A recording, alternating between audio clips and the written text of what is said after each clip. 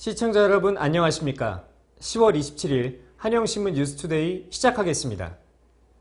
문재인 대통령이 어제 청와대에서 열린 수석보좌관회의에서 전 세계적으로 코로나 1일 확진자 수가 50만 명에 육박하는 등 2차 대유행의 위기가 고조되며 유럽을 비롯한 세계 곳곳에서 재봉쇄 등의 비상조치를 강화하고 있다며 이에 반해 우린 방역조치를 완화한 특별하고 예외적인 나라가 됐다고 트윗을 통해 밝혔습니다.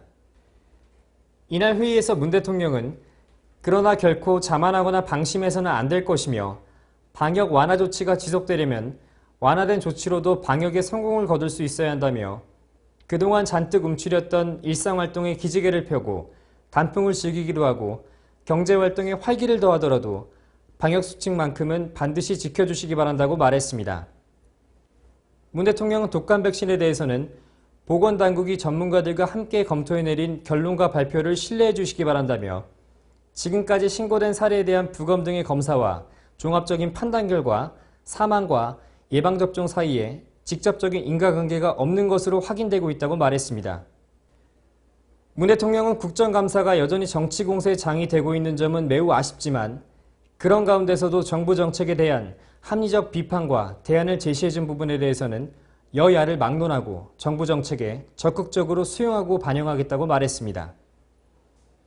문 대통령은 이번 국감에서 택배 노동자, 플랫폼 노동자, 프리랜서 등 특수고용자에 대한 지원을 제도화할 필요성에 대해 공감대가 마련된 것은 무엇보다 큰 소득이며 최근 사고가 급증하고 있는 전동 킥보드에 대한 규범 마련과 함께 어린이 보호구역 지정 확대, 아동보호 전문기관 증설 등 생활안전 분야에서의 섬세한 지적들도 적극적으로 수용하겠다고 말했습니다.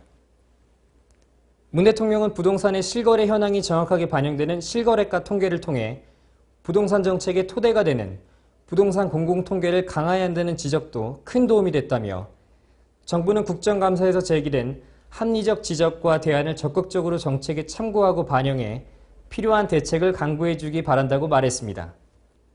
다음 소식입니다. 내년에 문을 여는 경기환경에너지진흥원 주사무소가 김포시에 순조롭게 들어설 수 있도록 경기도와 김포시가 힘을 모으기로 했습니다.